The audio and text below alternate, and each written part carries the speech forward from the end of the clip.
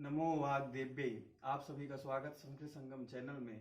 हमने पिछले पाठ में अतो भिस ऐस सूत्र तक पढ़ लिया था, अर्थात राम शब्द का बहुवचन हमने सिद्ध कर लिया था रामई।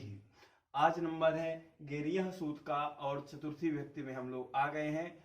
तो यहाँ पर देखिए, सबसे पहले इसमें अनुवृत्ति किसकी आ रही है, हम प्रत्येक सूत्र के देखते हुए चले आ रहे हैं और प्रत्येक सूत्र का पदच्छेद क्या है और उसमें विभक्ति क्या आ रही है। तो पदच्छेद मैंने देखिए गेह और यह लिख दिया है। गेह में षष्ठी विभक्ति है और यह में प्रथमा विभक्ति है। अब यहाँ पर अब देखेंगे गेह यह, इसका पदच्छेद हो गया गेरियह पद का। अब इसमें देखिए अनुवृत्ति किस सूत्र की आ रही है, तो इसमें अतो भिस ऐस की अनुवृत्ति आ रही, अतः से, अतः केवल इस पद की और अंगस्य का अधिकार चला आ रहा है। अब इसका आप अर्थ देखिए, तो इसका पहले अंगस्य आप अपने कॉपी में लिख सकते हैं, उसके बाद अतः लिख सकते हैं। तो अदंत अंग से परे गे के स्थान में या आदेश होता है। मैं आपको बताया था यदि षष्ठी होगी तो स्थानीय होगा और प्रथमांत होगा यदि तो आदेश होगा। तो गेह में षष्ठी विभक्ति है और यह प्रथमांत है। षष्ठी के लिए क्या नियम था, षष्ठी स्थानीय योगा, ठीक है। तो गेह में षष्ठी है तो गेह के स्थान में यह होगा, परंतु कब, अदंत अंग के परे रहते। अब यहाँ पर हम देखेंगे राम प्लस गे है तो अदंत अंग परे है, तो गे के स्थान में क्या हो जाएगा, या आदेश हो जाएगा। अब यहाँ पर हमको ध्यान देना है कि सुपिचा सूत्र आता है उसको दीर्घ करने के लिए मकारोत्तर अकार को, परंतु क्या यहाँ पर लगेगा क्या, सुपिचा का अर्थ क्या था, यज्ञादि परे हो या फिर सुप हो तो दीर्घ होता है। यहाँ पर आप यह देखिए यज्ञादि परे तो है, आपको तो दिखेगा, परंतु अब यह सुप नहीं रहा। क्यों? क्योंकि यहाँ पर गे के स्थान में या हो गया। तो इसका समाधान करने के लिए अगला सूत्र आता है हमारा, यह सूत्र है अतिदेश सूत्र। तो इसका देखिए स्थानिवदादेशो नल विधौ, क्या सूत्र है, बार बार बोल लीजिए, ये बहुत इंपॉर्टेंट है और आगे इसकी बहुत जरूरत पड़ेगी। तो इसको हम अच्छी प्रकार से समास के साथ समझेंगे। इसको आप बोल लीजिए स्थानिवदादेशो नल विधौ, बार बार बोलिए। अब यहाँ पर इसको पहले आप ये देख लीजिए पदच्छेद क्या होता है, तो स्थानिवत यह अव्यय है, फिर स्थानिवत आदेशः अनल विधौ, अनल विधौ में कौन सी विभक्ति है, सप्तमी है, आदेशः में प्रथमांत है और स्थानीवत यह अव्यय है, इसमें वति प्रत्यय हुआ है, इकार का लोप वत बसता है। तो स्थानिवत, स्थानी के समान, ऐसा जैसे किसी ने कहा रामवत, ऐसा है ना, एक साहित्य दर्पण में मिलता है, रामादिवत प्रवर्तितव्यम ना रावणादिवत प्रवर्तितव्यम, जो रामादिवत अर्थात राम की तरह, तो ऐसा ही यहाँ पर है स्थानीवत, स्थानी की तरह। फिर आदेश, आदेश होता है, परंतु अनल विधौ, क्या कहा, अल विधि में नहीं, है ना, अनल विधौ यहाँ पर नई समास है। अब यहाँ पर इसका सामान्य आपको अर्थ यही समझना है, स्थानीय के स्थान में जो आदेश होता है, ठीक है, यह लिखा स्थानीवत आदेशा, स्थानीय के समान आदेश होता है, ठीक है, स्थानीवत, स्थानीय के समान आदेशः, आदेशो भवति, आदेश होता है, परंतु अनल विधौ, अल हो तो नहीं होता। अब यहाँ पर आपको इसमें समझना है समास, मेन इसमें है समास। तो पहले स्थानीवत का समास देख लीजिए, स्थानीना तुल्यम इति स्थानीवत, जो स्थानीय के समान है, स्थानीय के जो तुल्य है इति स्थानीवत, ठीक है। अब यहाँ पर जो अनल विधौ है इसमें बहुत प्रकार का समास है, ठीक है। तो आप देखिए यहाँ पर अला विधि, तृतीय हो गया, तृतीय तत्पुरुष, तो अला विधि ही, आप फिर आगे लिख सकते हैं अल विधि, मैंने इसलिए नहीं लिखा जगह के लिए, अला विधि, अल विधि, अलह विधि परस्य, इसमें अलह ब्रैकेट में मैंने परस्य लिख दिया है, तो उसमें भी अलह विधि, अल विधि, अलह स्थाने विधि, अल विधि, अलि परे विधि, अल विधि, ना अल विधि, अनल विधि, नहीं तो पुरुष चला गया, देखिए अनल विधि, तस्मिन अनल विधौ, समझ में आया। अब यहाँ पर हम जो ये अनल विधौ का इतना समास किए हैं, एक बार आप अर्थ सुन लीजिए। क्या है, पहले आदेश जो है वह स्थानीय के समान होता है, परंतु स्थानीय अल से परे, स्थानीय अल के स्थान पर या स्थानीय अल के परे होने पर विधि करनी हो तो वह स्थानीयवत नहीं होता। जो मैं इतने समास बताया वही आपके सामने यह हिंदी बता दिया। ठीक है, अर्थात यहाँ पर अभी आपको जो यहाँ पर कार्य है तो यही है कि जो आदेश है वह स्थानीय के समान होता है। ठीक है, अब यहाँ पर हम देखेंगे राम जमा यस है। क्या है आपका? राम जमा यस। अब यहाँ पर सुपिचा इस सूत्र में पूछ सकता है आपसे, यह सूत्र कैसा है? तो अतिदेश सूक्त है ना। और इस सूत्र में कितने पद हैं? तो 3 पद दिखाई पड़ रहे हैं आपको, त्रिपदमिदम सूत्रम। ठीक है, अब इसमें देखिए राम प्लस या, यद्यपि ज्ञ के स्थान में यह हुआ है, परंतु यहां पर इस सूत्र ने क्या कहा? स्थानीयवत आदेशो भवति। जो आदेश है वह स्थानीय के समान है, तो यहां पर आदेश यह हुआ है, तो स्थानीय क्या था? ज्ञ था। स्थानीय मतलब जिसके स्थान पर कार्य हो रहा है वह स्थानीय कहलाता था। जैसे इको यहाँ पड़े थे तो इक के स्थान पर यण हो रहा था, तो इक जो था स्थानीय था। ऐसे ही गे के स्थान में यह हुआ है तो गे आपका क्या कहलाएगा? स्थानीय। तो जो गे के समान यह कहा जाएगा, और जब गे के समान यह कहा जाएगा तो इसको भी सुप मान करके सुपिचा सूत्र से दीर्घ कर देंगे तो हमारा रामाय सिद्ध हो जाएगा। ठीक है, अब आगे देखते हैं। अब हमारा सूत्र है बहुवचने झल्येत। सबसे पहले इसको पदच्छेद अपने नियम के अनुसार, तो बहुवचने झलिएत। ठीक है, इसमें विभक्ति देख लीजिए, झली में सप्तमी है और एत में प्रथमांत है। ठीक है, अब यहाँ पर इसकी अनुवृत्ति किसकी किसकी आ रही है? तो देखिए अतो दीर्घो यई से अतो की अनुवृत्ति आ रही है, अंगस से इसका अधिकार है, और सुपिचा की अनुवृत्ति आ रही है। अब इसमें हम लोग अर्थ देखेंगे तो क्या आपको इसमें झल से तदंत विधि होकर के झलादि अर्थ लेना है। क्या अर्थ लेना है आपको? झलादि अर्थ लेना है। तो यहाँ पर आप देख सकते हैं जब झलादि अर्थ लेंगे तो क्या बनेगा? झलिएत है, तो यहाँ पर झलादि बहुवचन। क्या अर्थ है? झलादि बहुवचन सुप परे रहते। क्या हुआ? झलादि सुप परे रहते अदंत अंग के स्थान पर एकार आदेश होता है। ठीक है, अदंत एकार, एकार मैंने कहां से ले लिया? इससे एत से ले लिया। आप सोचेंगे मैंने अर्थ ये कैसे बोल दिया? आप भी ऐसे लिख सकते हैं, संस्कृत लिख सकते हैं। कैसे? यहाँ पर पहले आपको झलादि लिख दीजिए, फिर उसके बाद सुपी, सुपी सप्तमी है तो परे रहते। झलादि क्या? झलादि बहुवचन सुप परे रहते, फिर के सुप परे हो तो फिर अतः से अदंत अंग। ठीक है, अदंत अंग को क्या होता है? एत, अर्थात यह एत से आपको ए ग्रहण करना है तो ए आदेश होता है। अब कैसे आप उदाहरण के माध्यम से और समझ जाएंगे। झलादि, ठीक है, तो क्या हुआ? राम प्लस भ्यस है, तो आपको इसमें झलादि है कि नहीं? झलादि परे है कि नहीं? तो यहाँ पर आप देखिए कि जो भा है, भ्यस में जो भा है वह झल में आता है तो यह परे है, तो अदंत अंग को क्या, और वह सुप भी होना चाहिए, तो भ्यस आपका सुप है। फिर अदंत अंग को एत हो जाता है, अर्थात ए आदेश हो जाता है, तो यहाँ पर राम में मकारोत्तर अकार को ए हो जाएगा, तो आपका क्या बन जाएगा? रामे जमा भ्यस। फिर आप मिला दीजिए तो आपका क्या बन जाएगा? रामे भ्यस। फिर सा जो बचा है तो वही सा जो रू हो जाएगा, फिर रू में ऊ की उपदेशे जन्मनासिक इससे इत संज्ञा हो जाएगी, तस् से लोपा से लोप हो जाएगा, और खर बसाने और विसर्जनीय से रेफ को क्या हो जाएगा? विसर्ग हो जाएगा, तो आपका क्या बना? रामेभ्यः। ठीक है, एक बार फिर से सुन लीजिए। राम प्लस भ्यस है, भा झल है, तो अदंत अंग को ए हो गया, मकारोत्तर अकार को ए हुआ तो रामे जमा भ्यस, मिला दीजिए तो रामे भ्यस। सा बचा तो उसको रुत्व हुआ, फिर विसर्ग हो गया तो रामेभ्यः। रुत्व किस सूत्र से? ससा जुषो रू सूत्र से रुत्व, और खर वसाने और विसर्जनीय से विसर्ग हो गया।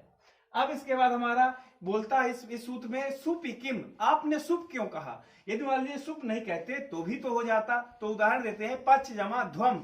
यहां पर झलादि तो परे है, परंतु यहां पर ये जो ध्वम है यहां पर सुप नहीं हुआ, सुप नहीं है, इसलिए यहां पर चकारोत्तर आकार को ए नहीं हुआ तो आपका पचध्वम। यदि यहां पर ऐसा सुपिचा नहीं कहते तो पचेध्वम, ये अनिष्ट रूप बन जाता, जो कि गलत था। समझ में आ गया? अब आगे है हमारा अब बनाना है हमको पंचमी विभक्ति का एक वचन, रामात। तो यहाँ पर राम जमा जैसी हुआ फिर हमने एक सूत्र पढ़ रहा है टांग गेसी गेसा मिनात स्याह, ये सूत्र पढ़ा है पहले। तो उस सूत्र से गेसी को आत आदेश हो जाता है, तो राम जमा आत हो गया, तो हमारा क्या बन गया, रामात। फिर ता को दा झलाम जशो अंत्य सूत्र है, उससे ता को दा हो गया, तो आपका रामात बन गया। ठीक है, फिर इसको दा की वावसाने से क्या हो जाती है, विरामो अवसानम से अवसान संज्ञा हो जाती है। फिर उसके बाद हमारा आगे सूत्र आता है, समझ में आ गया। एक बार और सुन लीजिए, मैं कुछ ज्यादा जल्दी बोल दिया। राम जमा गेसी है, क्या है, राम जमा गेसी है। फिर हमने एक सूत्र पढ़ा है टांग गेसी गेसा मिनात्स्याह, गेसी को क्या आत आदेश हो गया, तो आप मिला दीजिए तो क्या बन गया, रामात। ता है, फिर ता को दा किस सूत्र से हो गया, तो झलाम जशोवंते से हो गया। फिर इसके बाद हमने विरामो अवसानम पढ़ा था, तो दकार की अवसान संज्ञा हो गई। इतना हमारा कार्य हो गया। ठीक है, अब इसके बाद आगे सूत्र प्रवृत्त हो जाता है, वो क्या कहता है, वा अवसाने, पदच्छेद कर लीजिए, वा अवसाने। वा का मतलब क्या होता है, वा का मतलब आपको 10 बार बता चुका कि वा का मतलब विकल्प होता है, अर्थात एक बार कार्य होगा और एक बार कार्य नहीं होगा। तो यहाँ पर झलाम जस झसी इसकी अनुवृत्ति आ रही है, और अभ्यासे चर्च से चर की अनुवृत्ति आ रही है। तो आप इसका सिंपल सा ये है कि वावसाने, अवसाने सप्तमी है, तो अवसान में झलाम जैसे से झल लेना है, अवसान में झल को चर होता है, वा विकल्प से, सिंपल अर्थ है।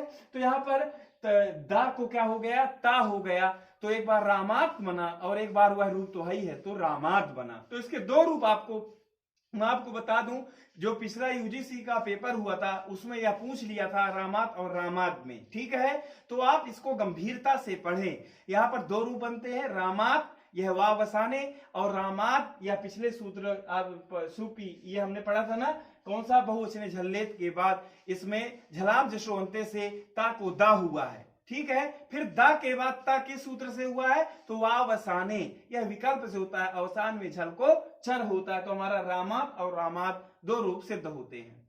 इसके बाद अगला सूत्र है ओ सीचा। कौन सा सूत्र है, ओ सीचा। ओ सी में कौन सी विभक्ति है, मैं आपको बार बार बोल रहा हूं, प्रत्येक सूत्र में आप विभक्ति जरूर जानें, क्योंकि जब तक आप विभक्ति नहीं जानते हैं तो आप अर्थ बिल्कुल भी नहीं निकाल सकते हैं। तो यहां पर देखिए ओ सीचा है, यहां पर ओसी में सप्तमी विभक्ति है, और मैं आपको सप्तमी विभक्ति का अर्थ बता चुका हूं, यस्य भावेन च भाव लक्षणम, अर्थात परे रहते, सप्तमी विभक्ति के परे रहते। तो यहाँ पर ओस परे रहते ऐसा अर्थ आएगा। तो इसमें हम देख लेते हैं इसमें अनुवृत्ति किस किस सूत्र की और किस सूत्रों से किस किस पद की अनुवृत्ति आ रही है। तो आप देखिए अतो दीर्घो यई से इसकी अनुवृत्ति आ रही है, और अंगस्य से इसका अधिकार है, और बहुवचने झल्येत, ये तीन सूत्रों की अनुवृत्ति आ रही, पूरी अनुवृत्ति नहीं आ रही है। अब आप इसमें हम लोग अर्थ देखते हैं, तो अर्थ क्या है, देखिए ओ सीचा सप्तमी है, तो ओस परे रहते अदंत अंग के स्थान पर एकार आदेश हो जाता है।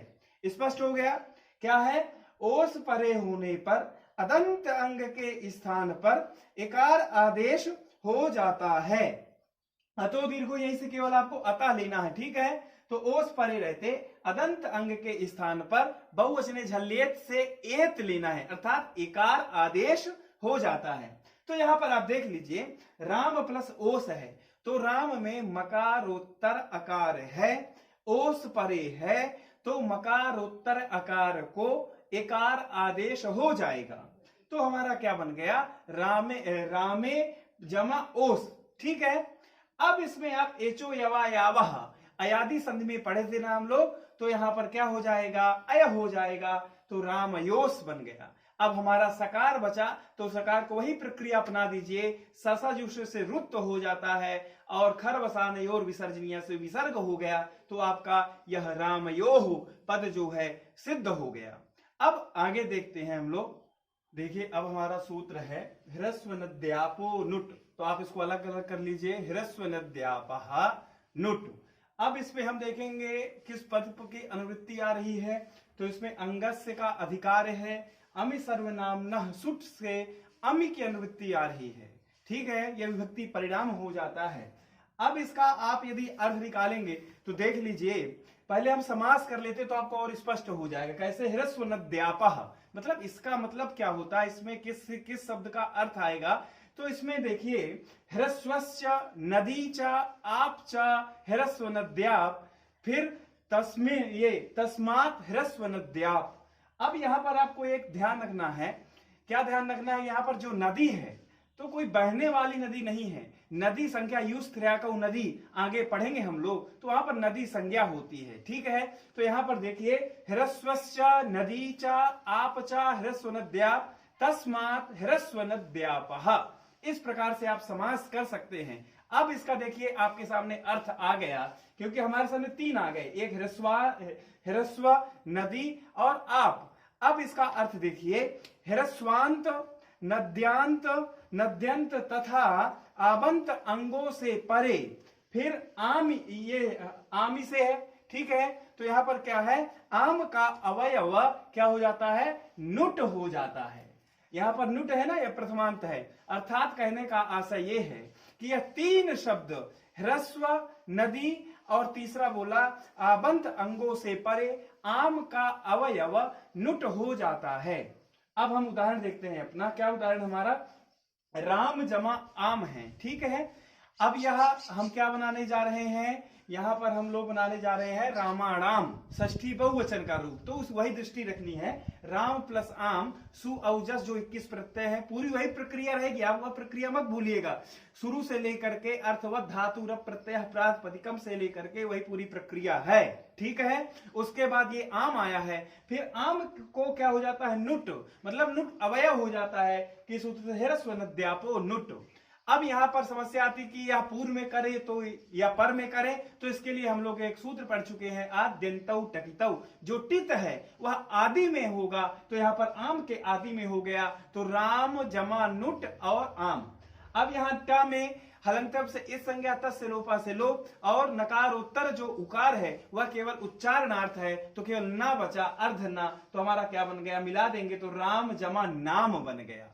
ठीक है, अब इसके बाद हमारा अगला सूत्र आता है नामी।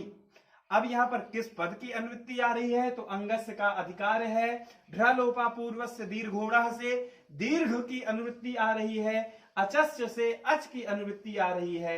अब इसका आप लोग अर्थ देखिए क्या है, नामी, नामी में कौन सी विभक्ति है, अचि हो गया, नामी हो गया, झल हो गया। आपको मैं बार बार बोल रहा हूं, तो आपको स्पष्ट होना चाहिए कि हमारी सप्तमी विभक्ति है। तो क्या हुआ, नामी, नाम परे रहते। ठीक है, क्या हो गया, नाम परे रहते, अजंत अंग के स्थान पर। ठीक है, अंगस्य है तो यहां पर अजंत अंग के स्थान पर दीर्घ हो जाता है। ठीक है, क्या कहा, यहां पर नाम अर्थात नाम परे रहते अजंत अंग के स्थान पर दीर्घ हो जाता है। तो यहां पर देखिए, मकारोत्तर जो अकार है उसको इस सूत्र से, मकार के बाद जो अकार है, उत्तर मतलब बाद, तो मकारोत्तर अकार है उसको दीर्घ कर ले देगा, कौन सा, नामी। तो हमारा क्या बन जाएगा, रामा नाम। अब इसके बाद हमने एक सूत्र पढ़ा रखा था ना, अटकुपुआन नुम व्यवाएपी, उस सूत्र से नकार को उड़कार हो जाता है, क्योंकि व्यवधान है शब्दों का, इसलिए हमारा बन गया रामाणाम। ठीक है, यह भी हमारी सिद्धि हो गई। अब जो बीच में आया है रामाभ्याम और रामयोः, ये जो पद आए हैं ये दो बार प्रयोग है, जैसे रामेभ्यः, तो हमने एक बार इस पर चर्चा कर ली, और जो दूसरी बार आया है तो सेम वैसे ही बनेगा, उसमें कोई अलग सा प्रोसेस नहीं है, इसलिए मैं उसको बार बार नहीं बताया हूं। जिसमें परिवर्तन है उसी पर हम लोग चर्चा कर रहे हैं। ऐसा नहीं कि हम उसको छोड़े नहीं है, जैसे रामाभ्याम चतुर्थी में वैसे ही पंचमी में भी रामाभ्याम बनेगा। ठीक है, ऐसे ही जो षष्ठी में रामयोः हो, सप्तमी में जो रामयोः वैसे बनेगा, ऐसे जो रामेभ्यः है फिर दूसरी बार रामेभ्यः, तो वैसे का वैसे ही रूप रहेगा। अब इसमें हम सप्तमी एक वचन में देखते हैं रामे। तो रामे कैसे बना है, राम जमा गी है, फिर गकार की इस संज्ञा बताइए किससे होगी, लकार और शकार और कवर्ग की इस संज्ञा प्रत्यय के आदि में हो तो कौन करता है, तो लशक क्वा तद्धिते सूत्र है, हमने पढ़ा था ना, लशकु अतद्धिते, लस्य सस्य कुस्य अतद्धिते, अर्थात लकार हो शकार हो और कवर्ग हो ऐसे प्रत्यय के आदि में तो उसकी इत संज्ञा होती है, तो ये गकार है, इससे लसक को तद्धिते से इत संज्ञा और तस् से लोपा से लोप, तो केवल ई बचेगा, राम जमा ई। अब फिर हमारे अच संधि पढ़ चुके हैं तो आद गुणा तुरंत प्रवृत्त हो जाता है, तो हमारा क्या बन गया, ए हो गया रामे। ठीक है, अब आगे देखते हैं कौन सा, रामयो। वैसे ही षष्ठी द्विवचन हमने रामयो पर एक बार चर्चा कर ली है तो नहीं करेंगे, फिर रामेशु पर आते हैं, अंतिम हमारा बिल्कुल, तो राम जमा सुप। ठीक है, राम जमा सुप, पकार की हलंतप से संज्ञा और तस् से लोपा से लोप, तो हमारा रामे जमा सु बचा। अब बहुवचनम हमने राम जमा सुप बचा, फिर हमने एक सूत्र पढ़ रखा था बहुवचनम झल्लेत, वह झलाती जो बहुवचन है और सुप परे हो तो उसको क्या हो जाता है, अदंत अंग को ए हो जाता है, तो यहां पर देखिए मकार उत्तर अकार को ए हो गया, तो रामे जमा सु बचा। ठीक है, अर्थात मां के बाद जो आ है बहुवचनम झल्लेत ए कर दिया, उसको एत है, एत में एक ग्रहण होता है, तो रामे जमा सु। ठीक है, अब हमको मूर्धन्य शकार करना है, तो उसकी प्रक्रिया देखिए, हमारा सूत्र है आदेश प्रत्ययोः। कौन सा सूत्र है, आदेश प्रत्ययोः। अब यहां पर इसमें अनुवृत्ति किसकी किसकी आ रही है, यह आप जरूर देख लीजिए। इसमें अनुवृत्ति है इणकोह की अनुवृत्ति आ रही है, और अपदान्तस्य मूर्धन्य की अनुवृत्ति आ रही है, और सहे साढ़ सह से सह की अनुवृत्ति आ रही है। तो आप इसका आप अर्थ देख लीजिए, क्या है, इणकोह है ना, तो इणकोह में इण है और कवर्ग, अर्थात इण एक प्रत्याहार है, तो क्या हुआ, इण प्रत्याहार, फिर का बचा ना, दो की बात कही इसीलिए द्विवचन है, इण प्रत्याहार या कवर्ग से परे आदेश रूप या प्रत्यय के अवयव अपदांत सा के स्थान पर मूर्धा स्थानीय वर्ण आदेश होता है। यहां पर मूर्धन शकार आदेश होता है ऐसा नहीं कहा, मूर्धन स्थानीय आदेश होता है। अब आपको एक इसमें बहुत सावधानी से समझना है, इसमें क्या कहा, इण प्रत्याहार या कवर्ग से परे रहते, फिर आदेश रूप या प्रत्यय के अवयव, ये आदेश प्रत्यय होना, आदेश रूप या प्रत्यय के अवयव अपदांत, कौन सा, पदांत सकार नहीं होना चाहिए, अपदांत सकार के स्थान पर मूर्धन्य स्थानीय वर्ण होता है। तो यहां पर आप देखिए राम जमा सु है, तो जो सु है वह पदांत तो नहीं है, क्योंकि सकार उत्तर उकार है, तो सा अपदांत हुआ, यह पदांत नहीं हुआ, हमारी ये कंडीशन घट गई। और क्या होना चाहिए, इकार होना चाहिए, या कि फिर क्या होना चाहिए, कवर्ग होना चाहिए, यही कहा है ना, इण प्रत्याहार में, सॉरी क्या कहा, इण प्रत्याहार या कवर्ग, तो प्रत्याहार में आता है इण में और वहां पर कवर्ग, तो हमारी यह कंडीशन घट रही है। अब इसमें आप समास देख लीजिए, आपको समास इसमें, तो सबसे पहले देखते हैं हम लोग समास, इण को हो, तो इसका समास देखिए, इण चा कुश चा इकुहु तस्मात् इण को हो, पंचमी विभक्ति है। अब इसके बाद आदेशस्य प्रत्ययस्य आदेश प्रत्ययौ तयोः आदेश प्रत्ययोः। ठीक है, मूर्धनी भवः मूर्धन्यः, मूर्धन्य किसको कहते हैं, मूर्धनी भवः मूर्धन्यः। अभी आपको समास का महत्व नहीं है, समझ में आएगा जब आप इंटरव्यू देंगे ना, कहीं स्कूल में दे रहे हैं या प्रोफेसर का इंटरव्यू देते तो वहां पर समास पूछते हैं। ठीक है, अब यहां पर सकार के स्थान पर कितने हमको मूर्धन्य स्थानीय, तो हमारे 8 वर्ण है, कौन कौन से, ऋतु रसाणाम मूर्धा, परंतु वह 8 तो करेंगे नहीं, तो आप उच्चारण स्थान मिलाइए, तो उच्चारण स्थान बिल्कुल नहीं मिलेगा, क्योंकि सा का उच्चारण स्थान क्या है, सा का उच्चारण स्थान दंत है ना, तो वहां पर, और मूर्धा का क्या है, ऋतु रसाणाम मूर्धा, उच्चारण स्थान मिलेगा नहीं।